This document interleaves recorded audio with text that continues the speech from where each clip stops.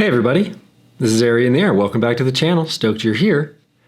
Today, I want to inquire with you as to whether two-liners really are just crazy death traps only flown by the most bold and competitive pilots,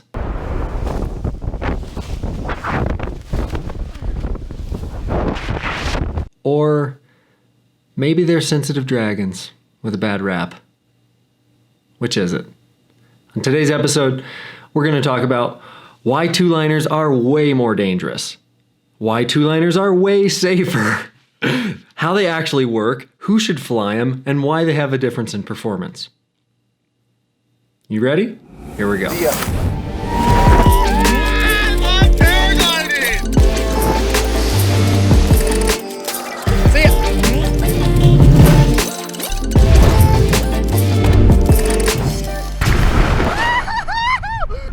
Okay, thanks for being here. If you like this channel, consider becoming a patron on Patron. It really helps enrich my life, keeping this whole thing going. $5 a month is all I ask. It'd be really helpful if you did that. So, two-liners. Basically, for me, I had this conception about two-liners that they were only flown by the people who were like really so adamant about performance that they risked their own safety. And I kind of swore for a long time that I'd never fly two-liners because I just thought, ENCs go good enough, and it's like I just don't need to mess with that. But that didn't last. So I got myself a two-liner. I've had a couple now. The first one I named the Víbora Morada, the purple snake. Zeno. Took it to Mexico to test it out. Colima to Palpa, had some really great flights. Instantly loved it, pretty much. Instantly loved it. So to start, let's talk about why two-liners are more dangerous. Two-liners are more dangerous because they have a lot higher aspect ratio, meaning that they're a lot snakier. Because of this, they can be smaller, and because they have a higher aspect ratio, they have more effective airfoil, so you don't need as much sail to lift the same weight. And also they have a lot lower line drag. They have a lot smaller lines, smaller and less of them, which makes the risk of when you take a big collapse, there's big holes between the lines, so then your glider can go through the lines and get a cravat that you can't unstick, which is definitely a problem. Two-liners in general are a bit harder to launch because they're so snaky, and they're a lot harder to land, especially in tight areas because they have such good glide. And they're a lot more dangerous to take collapses on. They're harder to stall, they're harder to restart, they shoot really freaking hard. There's all kinds of things that make them a bit finicky. But those are the things that basically happen after it blows up. But the flying for an experienced pilot is actually a lot safer. The reason is because of the rear riser control. Just to help you understand glider classes and how hotter gliders make sense to people, is basically they only make sense if you're already pushing the absolute limits of the glider that you're on. If you're not pushing full speed bar and really optimizing the speed bar on a E&B, there's no reason to go to an ENC because the difference in performance on a B to a C at trim speed is really not very different.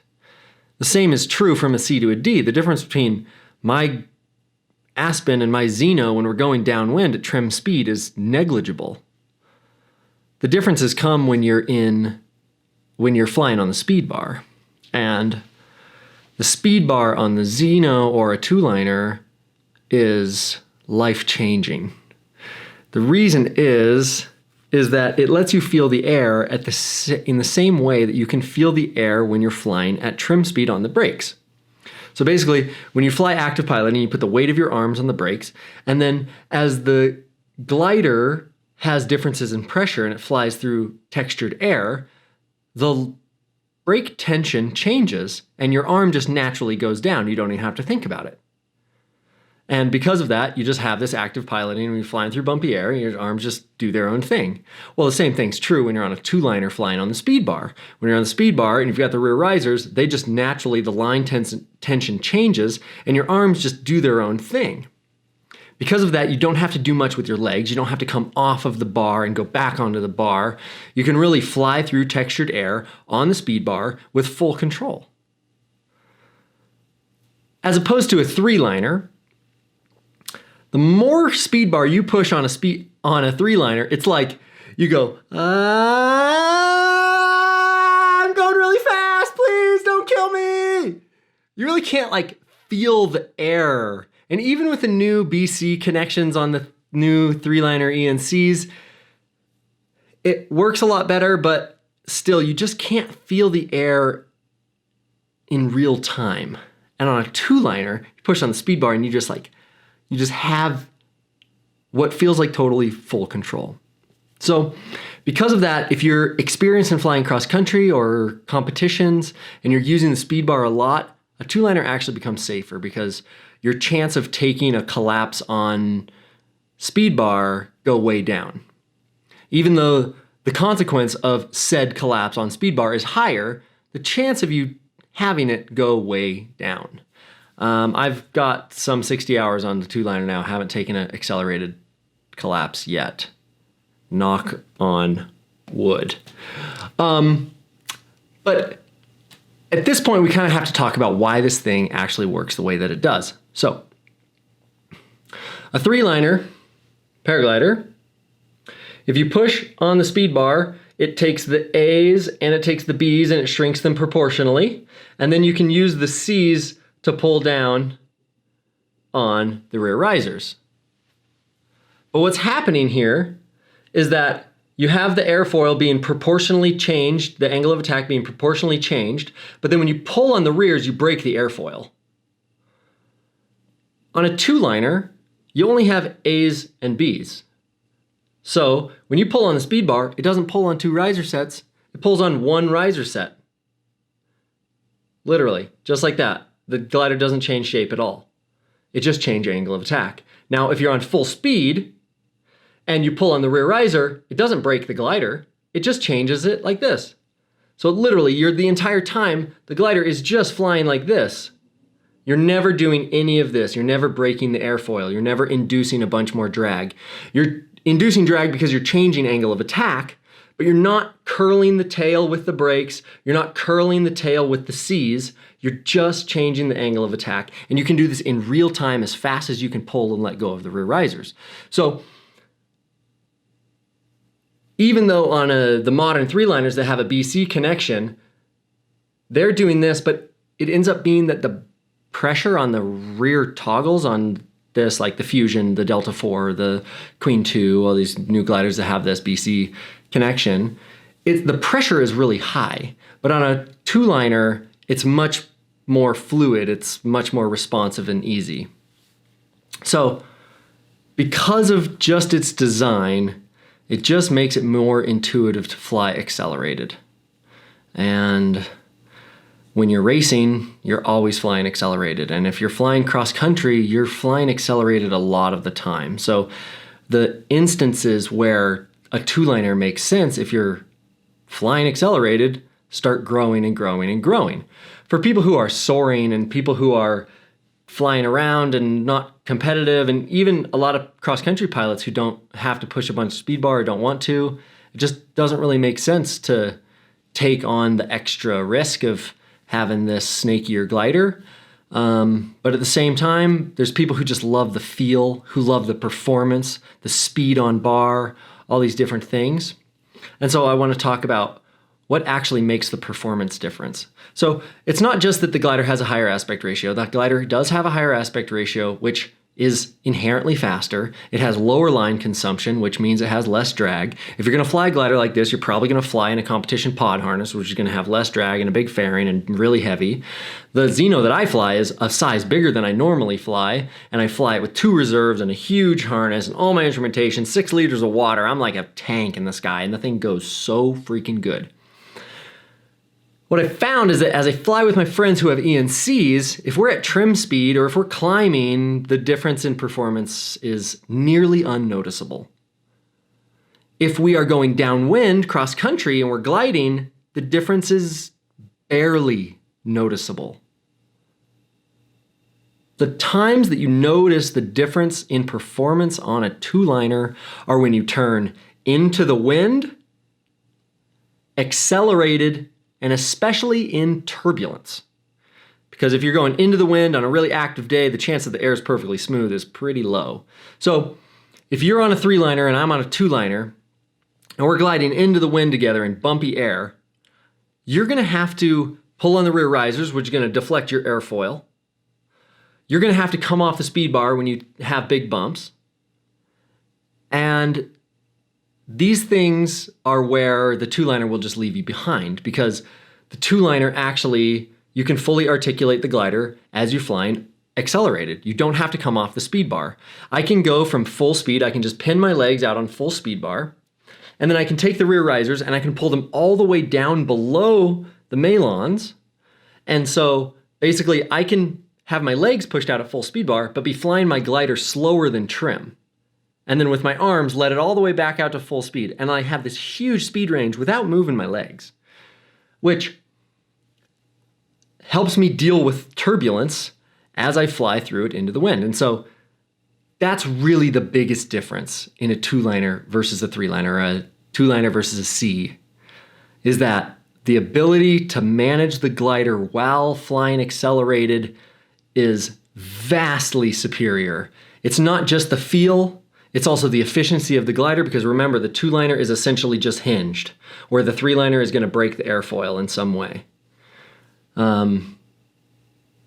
It's a really, really nice feeling. It feels so comfortable. I feel like when I'm flying accelerated, I'm no longer afraid. I've taken so many what I call Houdini collapses on three-liners, where I'm pushing full speed and I'm like, okay, I'm paying close attention, and then just gone. Just Houdini, just gone. And I'm not as worried about that on the two-liner, because I like have pressure on the rears and I'm feeling it. It's not to say that that can't happen, but I just feel a bit differently about it. The last thing I'll talk about is who might a two-liner be ready for, and I just want to start with like the old wisdom of 200 hours at every glider class, 200 hours on an A, on a B, on a C, on a D. So the person who is ready to fly a two-liner is likely in excess of 500 flight hours, lots of SIV, at least 200 hours on an ENC three-liner, like at least. There are three-liner E&Ds, and there's two-liner E&Ds. The two-liners are, yeah, for those really experienced cross-country pilots, because obviously you don't want to get yourself stuck in a really sticky situation where you have to stuff it into a tight landing or something. It's like, these two-liners aren't as much for cowboying around. I love to cowboy my ENCs and do crazy launches and stall them and do helis and all kinds of stuff on my three-liner. And the two-liner, when I fly it, I try to just like keep it a bit more conservative and play it a little bit more inside the lines, knowing that the glider definitely deserves my respect at every moment. Yeah, two-liners are amazing. I can never imagine going back. There is some exciting technology coming out, and hopefully I will feature a new glider review here soon. Hopefully it's on the way. And this is my prediction that within 12 months of the posting of this video, we will have a ENC certified two-liners. And I'd say that it's probably going to be by multiple brands are going to be tapping into that. Just the glider technology is getting so much better that they can make the airfoils that don't need three risers to make a glider with the same aspect ratio. Usually the two-liners work two-liner because they have such a short chord, right? Chord is the leading edge to the trailing edge length. And so since you have such a short chord, you can have A's on the front and rears on the B's on the back, and that is all the support the glider needs. Whereas if you had like an E and B that's like a really rectangular glider, A's and B's just wouldn't do it efficiently enough to hold a 60 or 70 cell glider cohesively. So that is really exciting stuff. So the two-liner technology is already trickling down into the ENCs with the rear riser control, and it's going to keep coming down into the ENCs where you're going to have, instead of a 2-3-liner hybrid, you're going to have a full two-liner that's an ENC. That's coming up very quickly. And stay tuned here on this channel because I think I'm going to be one of the first pilots to test that technology. So thanks so much for watching. I hope this is helpful and entertaining. Please consider supporting this channel on Patreon. It's $5 a month. It's all I ask. It enriches my life so much I can't explain to you. I've been a professional athlete and have just like begged for money from companies for so long. And so now to create content that helps people learn and keeps them informed, and to just ask for a small donation every month, it's really like a kind of paradigm shift in my life. And I have like 10 Patreon subscribers. So if you could become one of those, it would be super helpful and enriching for me. So thanks so much. Check out the podcast too. I have a total philosophy and paragliding and sports psychology and all kinds of things podcast. That's Airy in the Air. It's available on all platforms. So check it out. Thanks for following along. We'll see you on the next episode.